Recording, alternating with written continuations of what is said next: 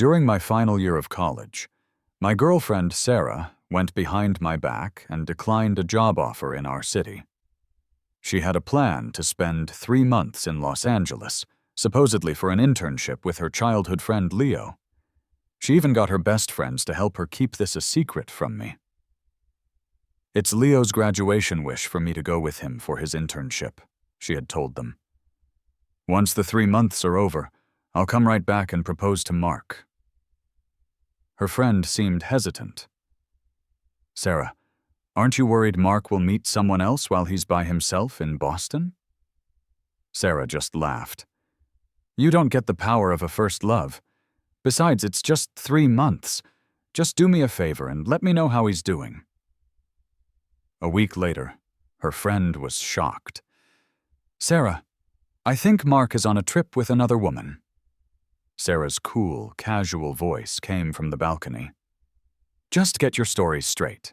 Tell him I'm on a 3-month assignment in LA. Mark won't suspect a thing."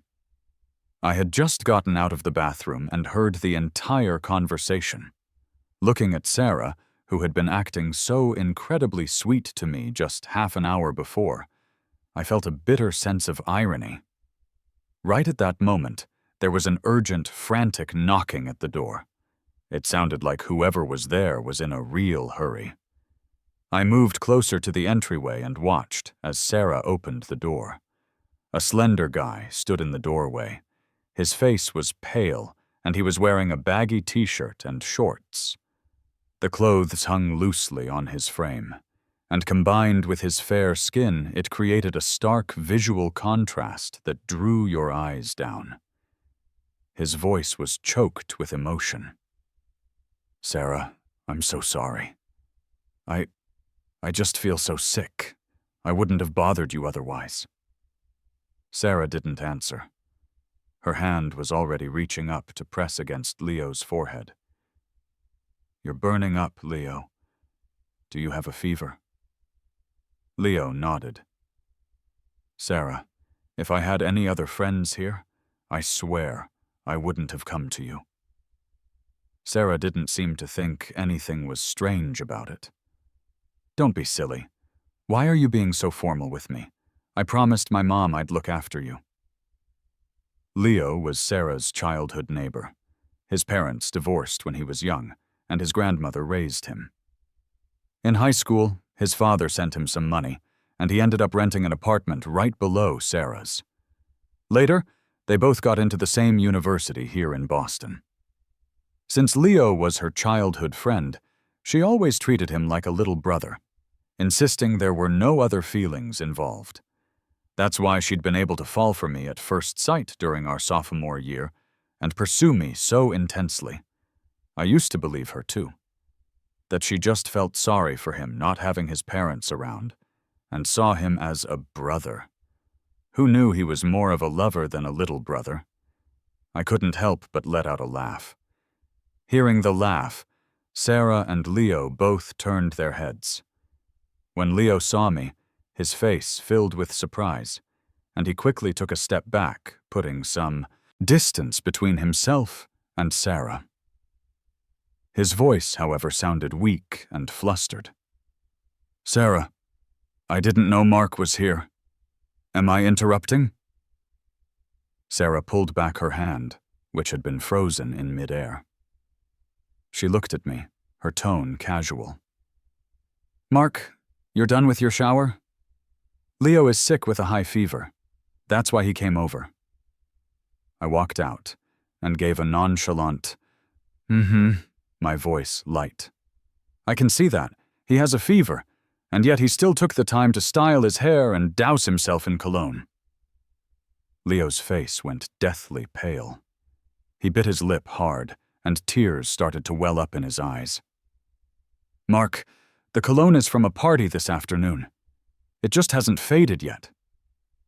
Seeing Leo's choked explanation, Sarah frowned and lowered her voice. "Mark, Leo is sick. He wasn't thinking about all that. If you're not happy about it, I can just ask him to leave." Leo grew anxious. "Sarah, I'm sorry, I was being stupid. I'll go," I said calmly. I'll go." My tone was leisurely, while his was faint and weak. The contrast was stark and dripping with sarcasm. Leo's face flushed bright red. "Sarah, since Mark doesn't want to see me, I'll just leave." We had spoken at the same time again. Leo, panicked and flustered, burst into convulsive sobs. Ever since we started dating, Sarah knew I didn't like her getting too close to Leo. She stopped eating meals with him or walking home together. She kept her distance at parties.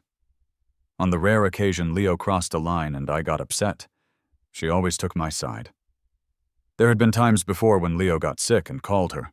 She would ask for my opinion, saying her mom had told her to look out for him since he was a guy on his own, and it wasn't easy. So I would go with her to take Leo to the hospital. The way Sarah handled things in the past made me feel like she had a sense of proportion, so I never made a big deal out of it. Tonight was different. First, I overheard her phone call. Then I walk into Leo putting on his whole damsel in distress act. It was obvious the two of them had cultivated some kind of ambiguous relationship behind my back. Maybe it was more than just ambiguous. Sarah's expression soured. She tried to soothe me in a low voice. "Come on, Mark. He's sick. How about we just take him to the hospital first, okay?" I sat down at the dining table and took a sip of water. Seeing that I wasn't speaking, Sarah stood by the door, and I just smiled. "Go if you want to go." Leo's eyes followed me. Pretending to have just noticed the cake on the table, he spoke in a panicked, tentative voice. "Sarah, is today Mark's birthday? I really didn't know. I never would have bothered you." Sarah didn't bother comforting him this time. She glanced at the cake. "His birthday isn't until after midnight." After she said that, she checked her phone and walked over to take my hand. "Okay, look, your birthday is in 50 minutes. Let me just drive Leo to the nearest hospital, and I promise I'll rush right back to celebrate. With you, okay?" Her tone was sincere. When I didn't respond, she sighed and pulled out her phone, offering to video call me. "If you're worried, we can stay on a video call the whole time." Hearing this, Leo, who was standing by the shoe cabinet, could barely contain himself.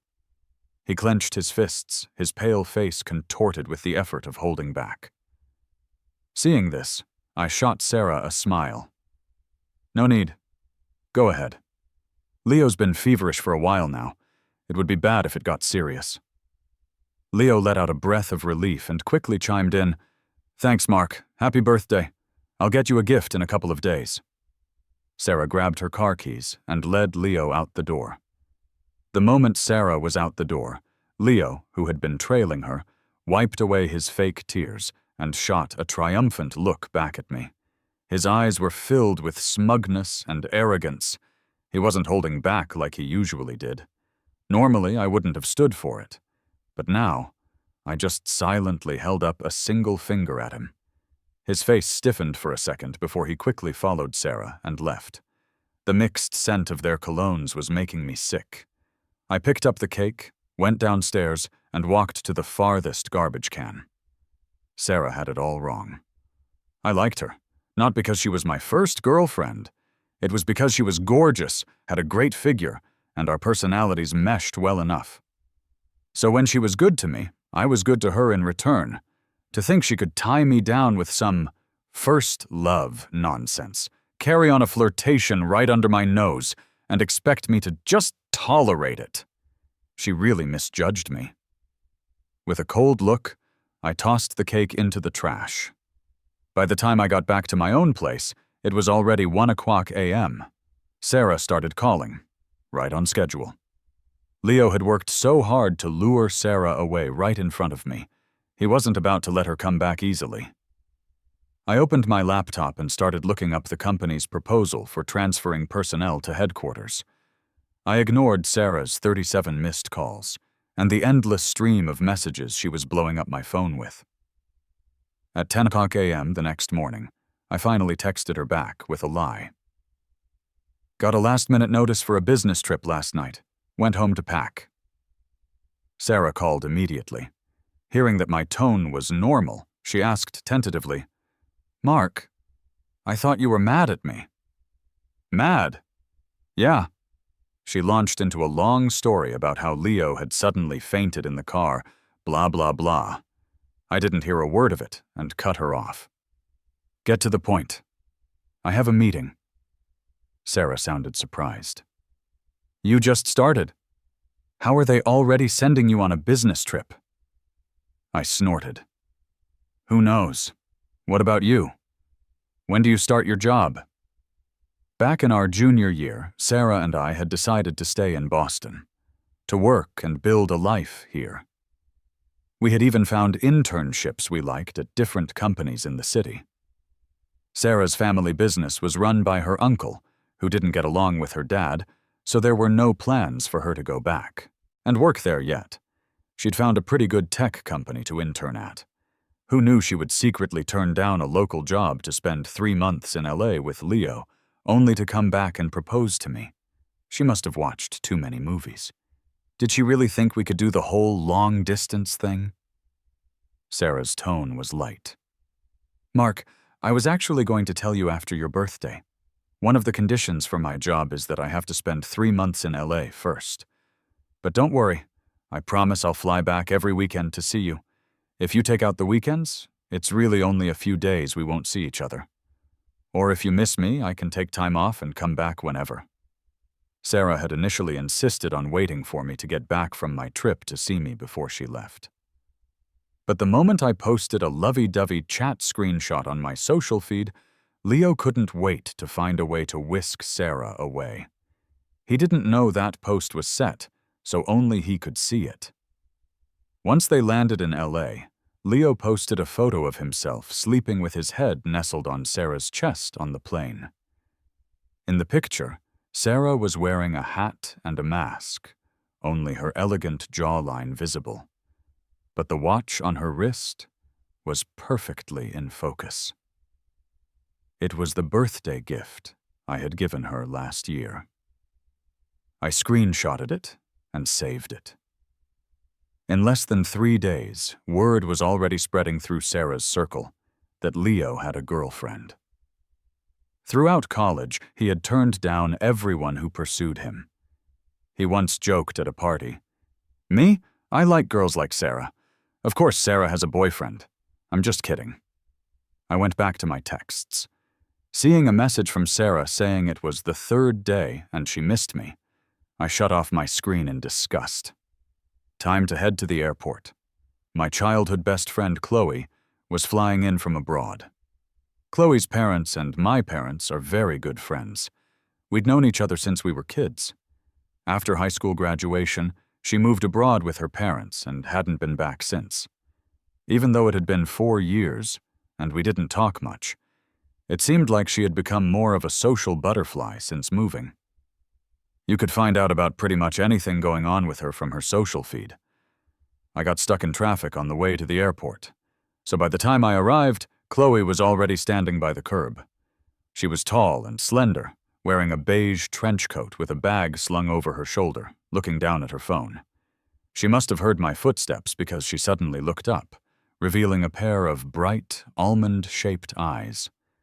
When she saw it was me, she raised an eyebrow, walked over, and gave me a huge hug, her voice crisp and clear. "Mark, long time no see." I gently hugged her back, patting her on the back. "Long time no see, Chloe." I took her to a get-together. All our old high school friends came when they heard she was back. In the middle of dinner, Sarah, seeing I hadn't replied to her messages, tried to video call me. I declined. She immediately called again. Chloe noticed and nudged me. "What's up? Something wrong?" I looked at Sarah's name flashing on my screen and gave a wry smile. "It's nothing. Just a small thing. I'll step outside to take this." Out in the hallway, I kept my voice low. "What's up?" Sarah, on the other end, was clearly taken aback. Back when we were in our honeymoon phase, we would reply to each other's messages instantly.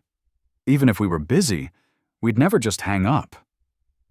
Sarah's voice was a bit stiff. Mark, I've only been gone for 3 days, and you're already ignoring me?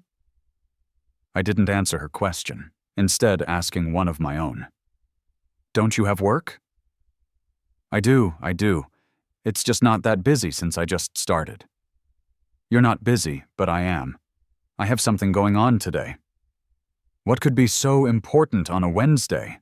It's almost the end of the workday, isn't it? I cut straight to the chase. An old friend of mine is back in town. I'm taking her out to dinner. Sarah clicked her tongue. Who? So important that you'd ignore me for them? I know. Is it Ben? I think you mentioned he was traveling abroad. No, it's Chloe. Sarah's voice faltered for a second, a hint of unease in her tone. Chloe? A girl? The one you said you grew up with who moved abroad in high school? Yeah. When we first started dating, Sarah and I had told each other about our friends, and she had even seen a picture of Chloe back then. She only dropped it after I mentioned Chloe probably wouldn't be moving back. Didn't you say she wasn't coming back? What a coincidence. The minute I leave Boston, she shows up. I listened silently to Sarah's complaints. And? What are you trying to say? Sarah's tone grew heavy. Nothing. I'm coming back this Friday night. You're picking me up. I glanced back into the private room. Chloe pointed at her watch, and I nodded at her, then turned back and replied blandly to Sarah. Don't bother coming back. Chloe wants to take a road trip nearby, and we're about to leave. Sarah was stunned for a moment. When she processed what I'd said, she gritted her teeth in anger. What do you mean? A guy and a girl going off like that? Is that appropriate? I feigned confusion. What's inappropriate about it? Have you forgotten you went with Leo to his hometown? That was a guy and a girl, too. This time it's 2 guys and 2 girls. Sarah was speechless. How was that accompanying him? The buses weren't running over the holiday, so I just gave him a ride. I was losing my patience. Whatever. I'm not talking about this anymore. Hanging up now. I hung up before Sarah could reply. Back when Sarah gave Leo that ride, she told me she was just giving me a heads up. The excuse was that Leo had a lot of stuff, and her mom insisted she drive him. Then a blizzard hit his village, sealing the roads, and she ended up stuck at his family's place for 3 days. At the time, she video called me every day, acting all annoyed and talking non-stop about how much she wanted to come back. Looking back now, she was probably secretly thrilled. Sarah didn't message me again. Her pride wouldn't allow it.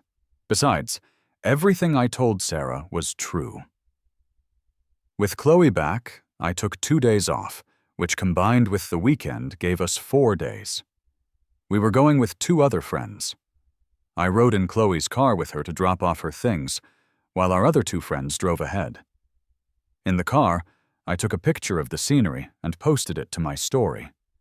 Chloe's clear voice broke the silence. Something on your mind? I put my phone down and leaned back. Not really, just dealing with a problem. A problem? I smiled. Yeah, it's almost solved. It's fine. Chloe smirked thoughtfully and nodded. We met up with the others at our destination, explored the area, and had hot pot for dinner. We talked about a lot of things. That night, Ben and I shared a room. Chloe and Mia shared another. Sarah hadn't contacted me at all, but then she suddenly tried to video call at 11 o'clock p.m. I declined, and she tried again. When I didn't answer, she sent a frantic voice message. Mark, you go out with her, but I can't even video call you. I replied with a question mark. Sarah sent 5 more extra long voice messages. I couldn't even be bothered to listen. I just texted back. Get to the point. She immediately started typing. Let me see. I accepted the video call and stared silently at Sarah. She frowned, scanning my surroundings until Mia walked past in the background. Then she forced a casual smile. "Have you missed me?" I took a sip of water. "No," Sarah half joked. "Fine. If you don't miss me, then I won't come back next week either." "Fine by me. I've got stuff to do, so I'm hanging up." "Mark, wait." I hung up decisively. After my shower, I posted a picture. In the photo, Ben and I were in the middle with Chloe and Mia on either side of us, all of us with huge smiles on our faces. The picture was a recreation of a pose from high school. Sarah left a question mark in the comments. I ignored it and went to sleep. For 3 whole days, Sarah was radio silent, but she started posting to her story constantly. She didn't know that besides her, Leo was posting too. Except Leo's posts were set so only I could see them. For instance, Sarah would post a picture from a group dinner. Then Leo would post a picture of Sarah's back from the same dinner. The two of them went back and forth, completely flooding my feed. They were making sure I knew exactly what they were up to. About 2 weeks later, Sarah suddenly showed up back in town during the week.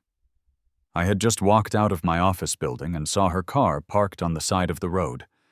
She got out as soon as she saw me. Sarah was wearing a white blouse that accentuated her slim figure, causing more than a few heads to turn. As I approached, her stern expression softened, and she reached out to hug me. I sidestepped her. Sarah's eyes went cold for a moment, but she quickly suppressed it, retracting her hand. With a smile. "Mark, surprise! I took time off just to come back for you. How about we go to that restaurant you booked for your birthday?" For my birthday, she had booked my favorite restaurant, but we never ended up going. I checked the time. "I have an important meeting at the office tonight. You should go by yourself." Sarah's tone stiffened. "I came back especially for you. Can't you take the day off?" "Can't." Sarah's face fell as she demanded, "You could take time off when Chloe came back, but you can't for me?" I answered coolly, looking straight into her eyes. "Nope, can't." Sarah gritted her teeth, her voice tight with suppressed anger. "Mark, you've really got some nerve. I really do have a meeting. I don't have time to argue with you right now." As I tried to walk past her, she grabbed my wrist. She took a deep breath, and her tone softened. "Mark, if you're still mad about me taking Leo to the hospital, I'm sorry." I tried to shake my hand free, but she held on tight.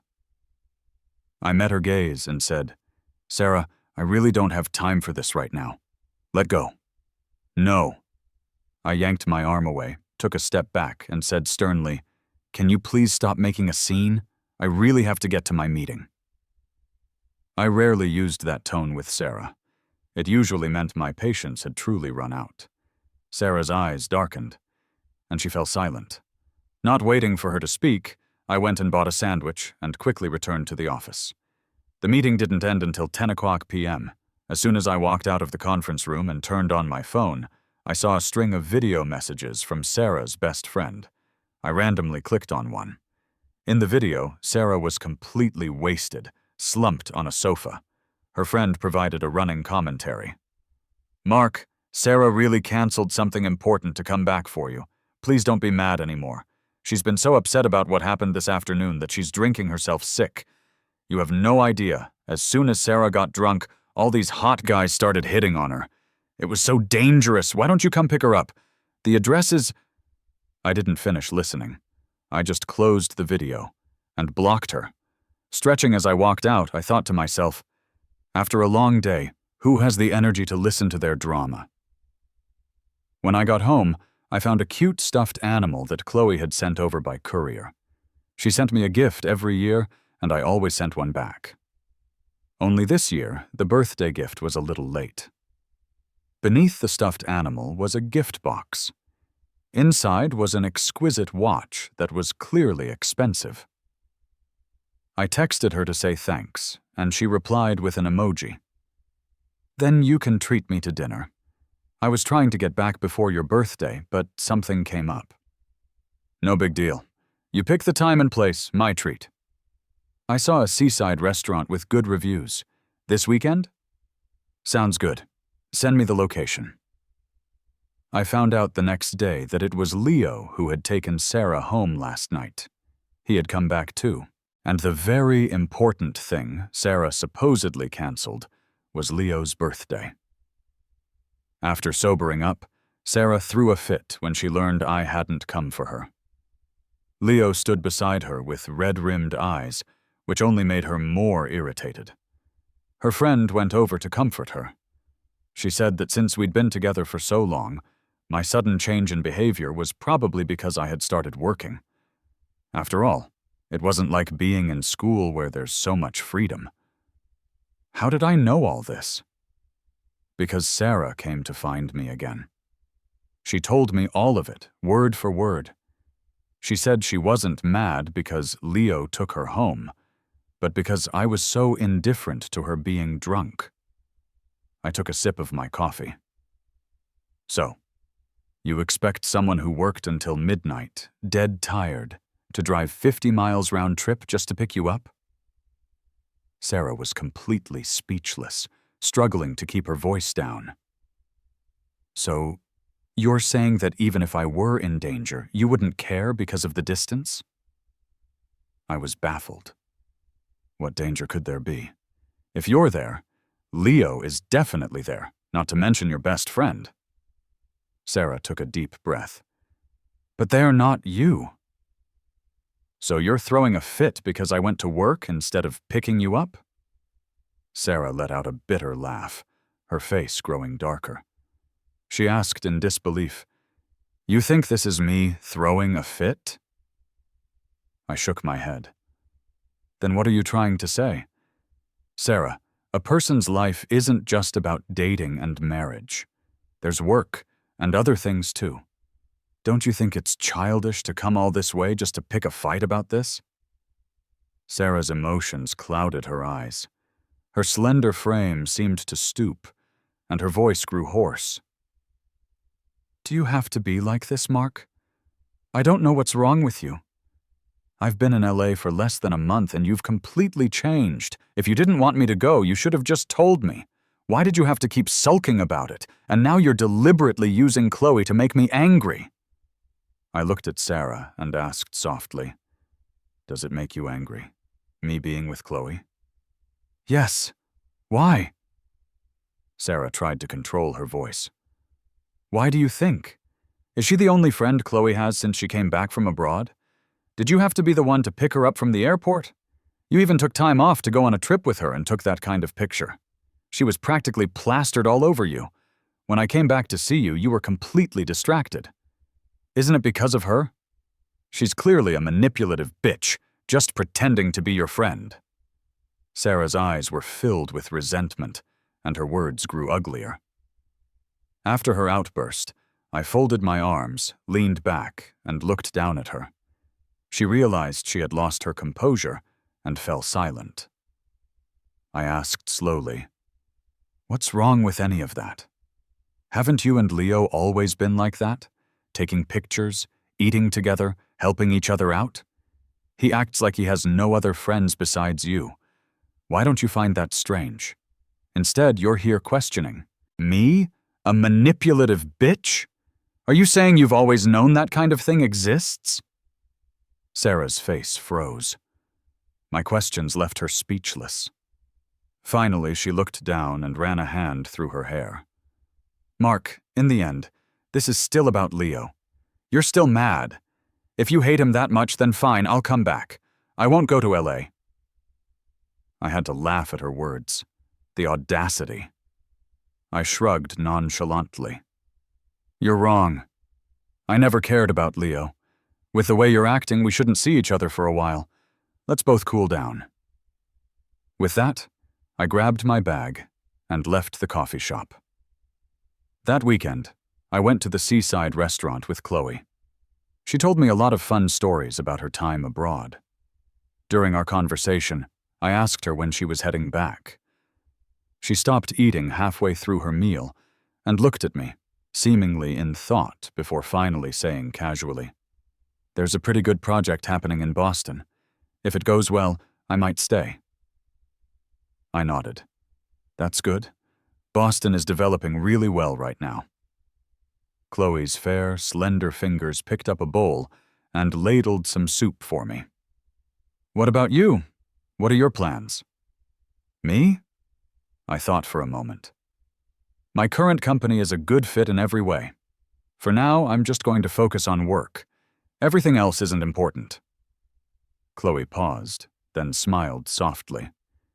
"You know, you're just like your dad, a workaholic." As she said that, a waiter rolled out a cake decorated with a cute little boy. "Chloe, my birthday was a while ago." "I know, but you love cake." She still remembered after all these years. "When I was a kid, I loved cake more than anything. Whenever I was in a bad mood, I'd buy a slice. So when I was little, my parents would buy a cake the day before my birthday, and another one on the day itself. They said it was to double the happiness." I noticed Chloe was much more composed than before. In high school, she was bubbly and talked a lot. Now, while she still had a bright personality, she was thoughtful and considerate in how she handled things. From picking me up to choosing where we sat, everything was always perfectly arranged. Going out with a friend like that is always relaxing. All you have to do is show up. I thought of Sarah. We had traveled together before, but she was the type to just follow my lead. Whatever I planned, she'd go along with it. If I didn't have time to plan, she'd opt for a tour group. Halfway through dinner, everyone in the restaurant suddenly stopped. There was going to be a fireworks show. Soon, brilliant fireworks bloomed in the sky, one after another. The restaurant staff was taking pictures for promotion. Somehow, a photo of Chloe and me found its way into Sarah's social circle. That night, she sent me the picture with a question mark. When I didn't reply, she and Leo left LA overnight. Almost immediately, Leo posted a picture of 2 plane tickets, the names on them blurred just enough to be illegible. As if he was afraid I wouldn't know Sarah. Had left with him. Fine by me. I was enjoying the peace and quiet. I happened to be working overtime at the office anyway. The new address for Chloe's company was right upstairs from mine. She cooked every day and would always bring a portion for me. Half a month later, I was eating at a shop behind campus when I ran into 2 of Leo's roommates. Their internships were nearby, so they ate here often. When they saw me, they started whispering and exchanging mocking glances. Seeing that I was just eating and not saying anything, their voices got louder and louder. As if to make sure I could hear, they started a back-and-forth routine. Yeah, what's he so smug about? No matter how smug he is, Sarah still chose Leo. Leo and Sarah were childhood sweethearts. If he hadn't stuck his nose in, it never would have been his turn. I bet Sarah's about to realize what she really wants and dump him. People around us started to look over at me. The 2 of them couldn't help but snicker. I finished my meal, put down my chopsticks, and turned to face them directly. Seeing me silent, they suddenly choked on their words. I clicked my tongue. I guess it's true what they say. Birds of a feather flock together. Does Leo know you 2 are running around announcing that he's teetering on the edge of being a homewrecker? The faces of the people around us lit up with gossip. Leo's roommates panicked. "Mark, what are you talking about? Leo is not a homewrecker. How long has he known Sarah, and how long have you known Sarah?" I shot back. If they've known each other so long, how come they're not together? Why did Sarah have to chase me? They sneered. How would you know? If you hadn't seduced Sarah in the student club, would you have even had a chance? Besides, when it came down to you and Leo, Sarah already made her choice. Why do you think she went to LA? They smirked triumphantly as they spoke. I clapped and nodded. Well then, Leo still has a chance in LA.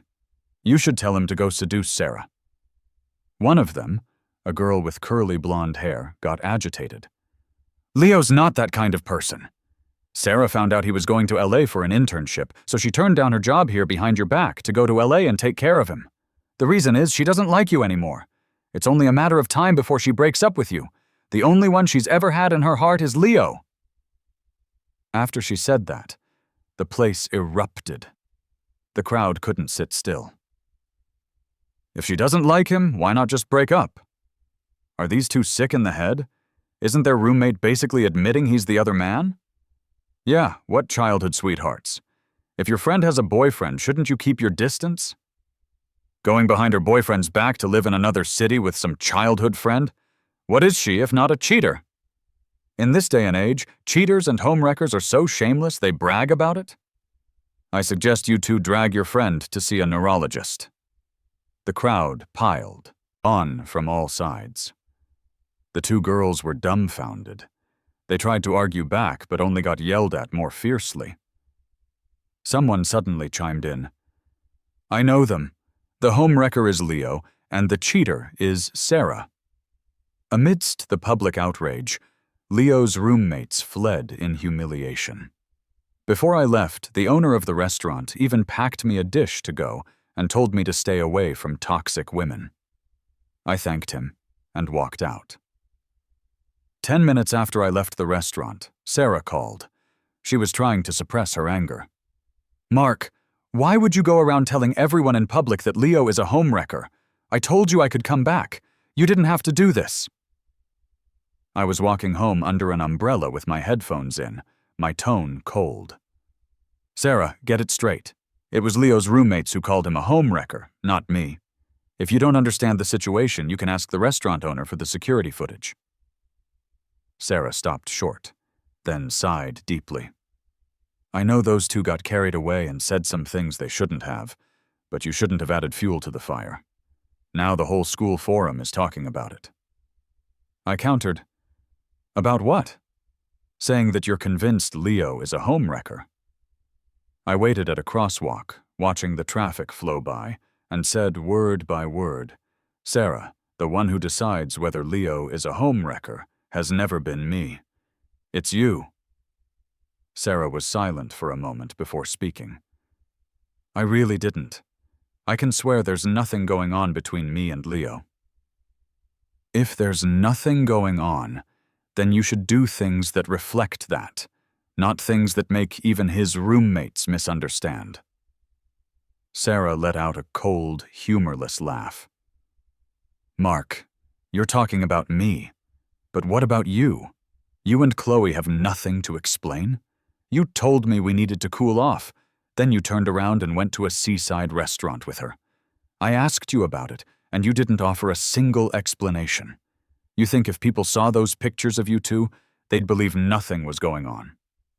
What do you think could be going on between me and Chloe? A single man and a single woman at a seaside restaurant with a hotel right next door? Who knows what you two—" Sarah's suppressed emotions finally burst forth. My voice was calm. "Sarah, people are mirrors. What you see in others often just reflects who you are." Sarah scoffed, her breathing heavy. "Fine, I'm the one with the problem. You and Chloe are so pure. If that's the case, let's just break up." The moment the words left her mouth, she stopped abruptly. I didn't say anything. Seeing my silence, she quickly tried to backtrack. "Mark, I'm sorry, I was just so angry." I spoke slowly. "Okay." Sarah was shocked. "What did you say?" I said, "Okay. Let's break up." When Sarah and I got together, we made a promise never to bring up breaking up lightly. Only if we truly felt we weren't right for each other, or if one of us met someone else they liked. We had our share of arguments, but we always communicated and worked through them. This was the first time Sarah had said the words, "break up," and I agreed without hesitation. On the other end of the line, Sarah was clearly panicked. Her breathing became ragged. "Mark, are you sure?" I'm sure. You suggested it. And I agree, Sarah. She responded anxiously. I'm here. Since we're broken up, let's not contact each other again. I hung up and blocked Sarah's number and all her social media. On the way home, I bought a small cake to celebrate. A student from a lower year, who must have seen the forum posts, commented on my social media. He asked if I'd broken up with her.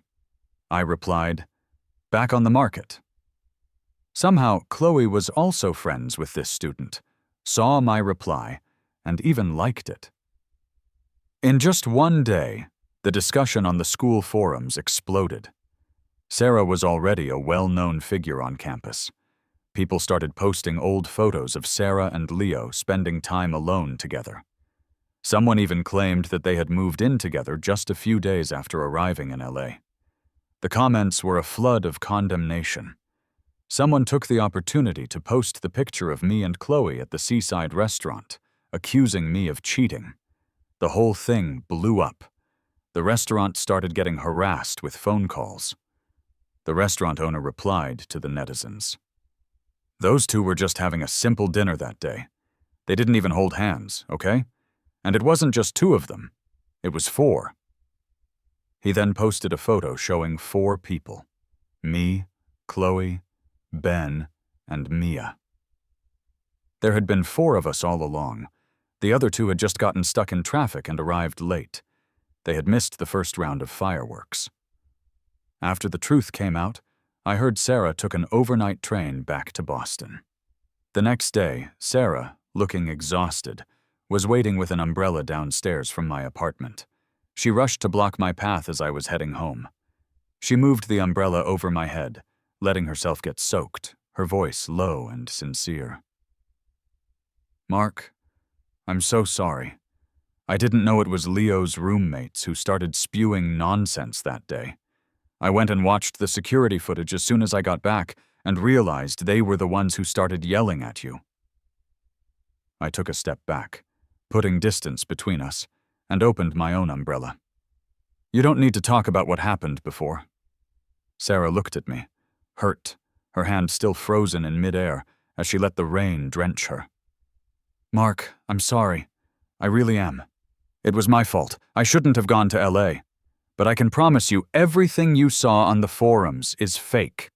I didn't live with Leo. I cut her off with a laugh. It's just that he was sick for a few days, so you went to take care of him, and in the process you just happened to stay over?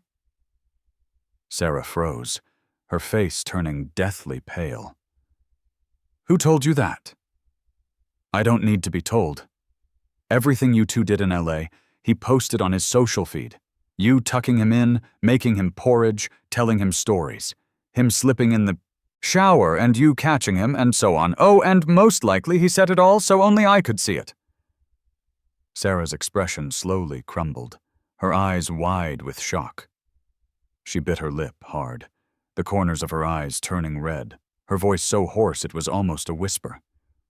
I didn't touch him. When I didn't respond, she repeated stubbornly, Mark, I really didn't touch him. I shook my head. Does it matter, Sarah? You know why you went to LA, don't you? When you were planning your little long-distance affair, did you ever think about this day? My words hit her like a physical blow. The umbrella in her hand trembled, and she gasped, staring at me in disbelief. Then she suddenly started to laugh. So, this is all because you overheard me on your birthday? And then you deliberately used Chloe to make me mad. You don't even like her. After she said it, a look of relief crossed her face. She dropped her umbrella and rushed forward to hug me, resting her head on my shoulder. Mark, I'm sorry for everything. I was an idiot. I shouldn't have said those things, shouldn't have gone to LA, but I swear I didn't touch Leo. If you don't like him, I'll never talk to him again. I've already contacted your company to start the hiring process. We can have a good life together from now on. My voice was ice. Sarah, let go of me. Sarah hesitated, still holding on. before slowly letting go. I raised my hand and slapped her hard across the face. The sound was crisp and loud. Her head whipped to the side from the force. To be a cheater who wants to have your cake and eat it too, you're truly disgusting, Sarah. You say I used Chloe to make me mad? You're giving yourself too much credit. I never once compared the two of you, because you're not worthy. As Sarah stared at me with an expression of pure devastation, I looked into her panicked eyes. I don't care what happens between you and Leo from now on. We are broken up. I hope you can be a decent ex and stay out of my life. Right there in front of her, I took off the jacket she had just touched and threw it straight into the trash can. When I got home, Sarah was still standing woodenly downstairs. She just stood there, letting the heavy rain soak her, staring motionlessly at my apartment window. Sarah still insisted on trying to get a job at my company. She pulled some strings, and when HR was doing her background check, they came to me. I told them the truth. After some hesitation, HR rejected her application. For some reason, Leo went crazy. He started showing up at my office building to block my way. When security stopped him, he could only stand there and scream insults. "Mark, what right do you have to call me a homewrecker? You knew Sarah and I were childhood sweethearts, so why did you agree to date her? She never loved you. You were just something new and exciting. Her going to LA for me was what she truly wanted. You don't deserve to be with her." Leo's usual frail demeanor was gone. His eyes were red and swollen, and he looked like he wanted to eat me alive. I stopped, walked over to him, and just nodded. "You deserve her. I wish you two a long and happy life together. I hope you're locked together forever, so you don't go out and ruin anyone else's life." After Leo went back that day, he hired a bunch of online trolls to launch a massive campaign to clean up his and Sarah's reputations. They claimed I was the third party who had interfered in their relationship, deliberately sabotaging their destiny right when they were about to break through their platonic facade. I pulled out my phone and uploaded Sarah's voice messages about her long-distance plans, along with all of Leo's friends-only posts, to the internet. A cheater who wanted it all, and a homewrecker who knew exactly what he was doing. Soon, the facts spoke for themselves. The story spread, and even people at Sarah's family company heard about it. The gossip was rampant, and it had a significant impact. Her uncle, who was already wary of her, used the opportunity to crack down. He put her on house arrest. He publicly announced that Sarah was just a distant relative and would never hold a position in the family company, which finally calmed things down. Leo quit his job in LA and disappeared completely. Sarah was also sent away for the time being. A week after it all ended, I was about to transfer to the headquarters in Chicago. Chloe took me out to dinner. She said it was to celebrate my promotion and my breakup. On the day she came to see me off at the airport, the weather had turned cold. Chloe had brought me a hat and scarf. "It's cold in Chicago. Make sure you stay warm when you get there." She paused. "As soon as I get things sorted out here, I'll head over too." I smiled. "Chloe, does your company have business everywhere? It's quite a coincidence that you have work in Chicago, too." Chloe's eyes twinkled with a smile. "Yes, it is. A real coincidence." She tied the scarf for me and gently smoothed my hair. "Mark, when you get there, you're treating me to dinner." I laughed. "Okay, see you in Chicago then. Wait for me."